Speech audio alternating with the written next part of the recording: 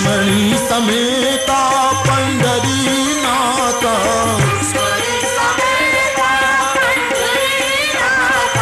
पंढरीनाथ, पंढरीनाथ, रुक्मणी समेता पंढरीनाथ,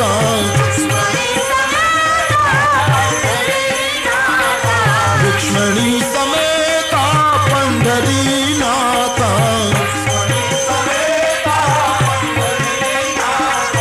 पंढरीनाथ, पंढरीनाथ, पंढरीनाथ, रुक्मणी समेता पंढरीनाथ,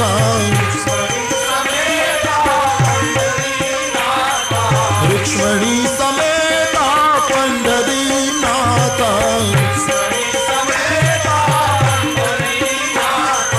पंढरीनाथ, पंढरीनाथ, पंढरीनाथ, रंग रंग विठला भक्ति रंग विठला, रंग रंग विठला भक्ति रंग विठला, रंग रंग विठला भक्ति रंग विठला, रंग रंग विठला भक्ति रंग विठला, रंग रंग विठला भक्ति रंग विठला, रंग रंग विठला भक्ति रंग विठला, रंग रंग विठला भक्ति रंग विठला, रंग रंग विठला भक्ति रंग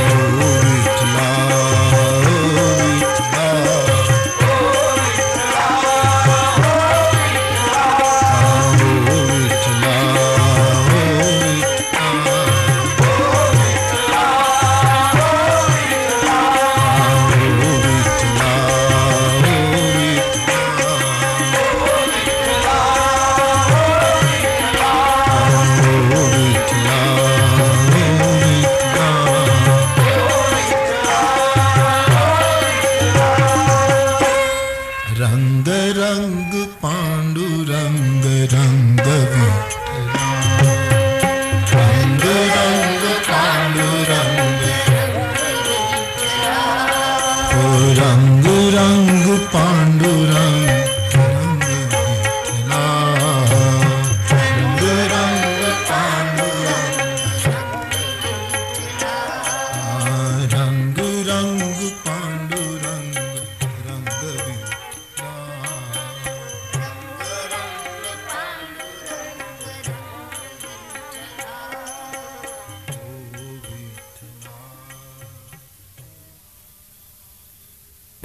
उमा राम गुण गूढ़ पंडित मुनि पावहि बिरती, पावहि मोह विमूढ़, जे हरि विमुखन धर मरती। अरण्यकांड। हे पार्वती, परमात्मा ना गुणों अति गूढ़ छे। एमा पंडित मुनिओ ज वैराग्य मेळवी शके। जेने भगवानना चरणमां प्रीत नथी, धर्ममां रुचि नथी, एने तो परमात्माना चरित्रमा पण शंका उत्पन्न थशे। भवानी भगवान राम चित्रकूट में वसीने आवी रीतना दिव्य चरित्रों करे छे। एक दिवस एक घटना बनी। लक्ष्मण जी सवार में फल फूल लेवा माटे बहार गया छे। राम ने सीता बन्ने एकला छे। आज भगवाने उल्टू कर्યું, नहींतर नियम एवो सीताजी रोज बगीचाना पुष्पो भेगा करे, एनी माळा करे अने रामना कंठमां सवारमां પહેરાવે। आ सीतानो नित्य क्रम। चूंटीने माळा करी। लक्ष्मणजी बहार गया छे, बंने एकांतमां छे अने सीताजी माळा પહેરાવે ने बदले आज रामजीए सीताना गळामां माळा પહેરાવી। वैदेही पूछ्યું, महाराज आम के? बोले, देवी અત્યાર સુધી તમે મને માળા પહેરાવતા હતા, કારણ કે અત્યાર સુધીની રામાયણની મુખ્ય ભૂમિકા મારી હતી। હવે જે રામાયણ મોડ લે છે એમાં મુખ્ય ભૂમિકા તમારી છે। હવે રાવણ આવશે, આપનું અપહરણ થશે, માટે આદ્ય શક્તિ તરીકે હું તમારું સન્માન કરીને કહું છું દેવી કે હવે તમે તમારી લીલાનો આરંભ કરો, જેથી કરીને રાક્ષસોનો નાશ થાય। શક્તિનું સન્માન કર્યું, પણ કેવલ માળા પહેરાવીને અટક્યા હોત તો સવાલ નહોતો, પણ બાજુમાં બેસાડી, વાળમાં વેણી લગાવી, વાળમાં ફૂલ લગાવ્યા, સીતાને રામે શણગાર્યા છે। એકાંત છે, કોઈ મર્યાદા તૂટતી નથી, પતિ પત્ની છે, પ્રેમાળ દાંપત્ય છે। જગતને બતાવ્યું કે અમે ઝૂંપડામાં રહીએ, અમે આવી રીતે અસુવિધામાં રહીએ તો અમારું દાંપત્ય કેટલું પવિત્ર છે, કેટલું પ્રેમાળ છે। આ મને તમને શીખ્યું। આજે ફરી એકવાર ચર્ચા કરું તો કહી શકું કે આપણા દાંપત્ય કેટલાના સુખી છે, કેટલા માણસો સુખી છે। સીતા અને રામે જંગલમાં રહેવા છતાં દાંપત્ય જીવન દિવ્ય બતાવ્યું। અમારું જીવન આવી રીતે શણગાર, પતિ પત્નીને શણગારે, એમાં કોઈ વાંધો ન લઈ શકાય, મર્યાદા ન તૂટવી જોઈએ। પણ એમાં ઇન્દ્રનો પુત્ર બરાબર ત્યાં ફરવા નીકળ્યો ને એણે આ દ્રશ્ય જોયું કે રામજી સીતાના વાળમાં વેણી લગાવે। ઇન્દ્ર પુત્રને શંકા પડી કે આ બ્રહ્મ નથી, બ્રહ્મ આવો ન હોય। પોતાની પત્નીને શણગારે ને આ તો કોઈ કામી માણસ, આ તો કોઈ લોભી અને આસક્ત માણસ, આ કઈ બ્રહ્મ કહેવાય? ઇન્દ્ર પુત્રને શંકા રામ ઉપર થઈ। હવે એને શંકા કરવાની જરૂર શું હતી? એ પતિ પત્ની છે, એકલા બેઠા છે, મર્યાદા તૂટતી નથી। એક આદર્શ પતિ તરીકે પોતાની પ્રેમાળ પત્નીને રામજીએ ફૂલની વેણી પહેરાવી, એમાં ઇન્દ્રના દીકરાએ જીવ બાળવાની શી જરૂર હતી? સીધી વાત છે ને, પણ માનવની આ પ્રકૃતિ છે। પતિ પત્ની પોતાને ઘરે બેઠા હોય, મર્યાદાથી બેઠા હોય, પગથિયા ઉપર બેઠા બેઠા હસતા હસતા બે વાતો કરતા હોય, તોય ઘણા નથી કહેતા કળિયુગ ભરાઈ ગયો। ભલે ભરાઈ ગયો, તું જીવ બાળમાં, તું રામ રામ કર। એ બેસે, નજીક બેસે, એમાં તમને જો વાંધો હોય, મર્યાદાનો ધ્યાન દેના મેરે નિવેદન को कोई गलत ना अर्थ करे, મર્યાદા ન તૂટવી જોઈએ, પણ પતિ પત્નીના વચ્ચે પ્રેમ અને દિવ્ય દાંપત્ય તો હોવું જ જોઈએ।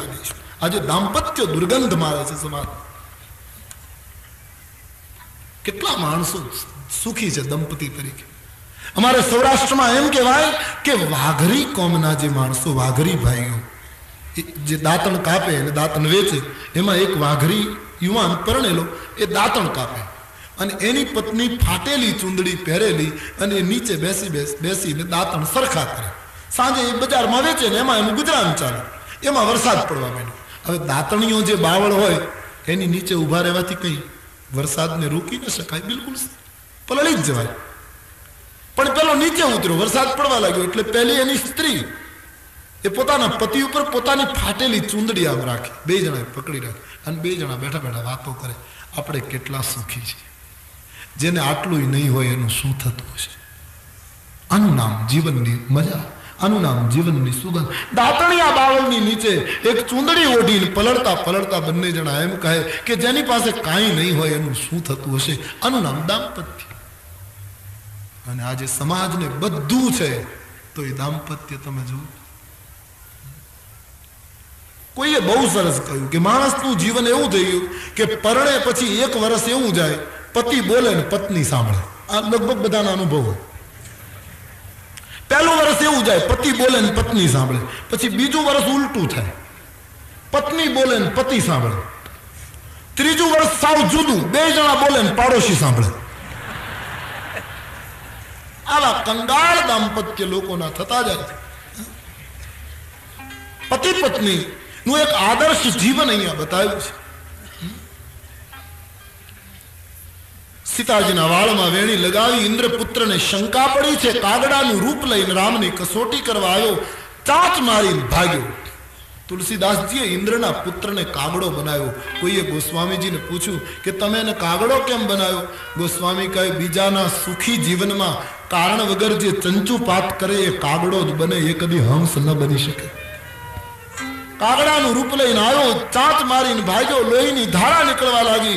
ભગવાન રામજીએ જોયું કે દુર્બુદ્ધિ ઇન્દ્રપુત્રની આ પહેલી છે।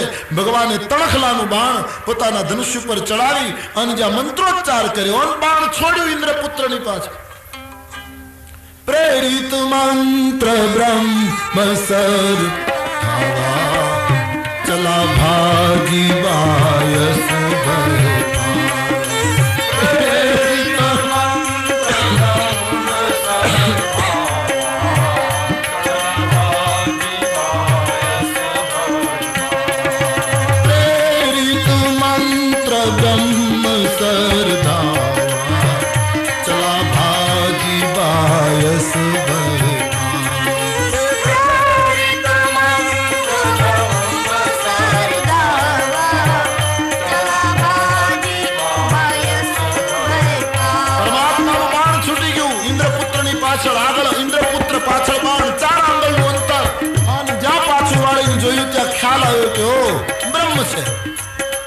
बाण छूटी जाए ने पछी तो बधाने खातरी थाय के ब्रह्म छे, पण हवे तो मोडू थई गयुं। इंद्र पासे गयो, इंद्र ये धक्को मार्यो, हूँ तने न राखूं, भले तू पुत्र हो, आ बाण मारू इंद्रासन सळगावी दे। ब्रह्मलोक में गयो, शिव पासे गयो, भगवान ना द्रोही ने कोण राखे? बधाए धक्को मार्यो अने आ दुनियानो नियम छे, जेने बधा ठुकरावे एने संतो स्वीकारे। जा भागतो जाए छे, एमां नारदजी मळी गया। नारद देखा विकल जयंता, लागी दया कोमलती। नारद देखा विकल जयंता, लागी दया कोमलती संता, लागी दया कोमलती संता।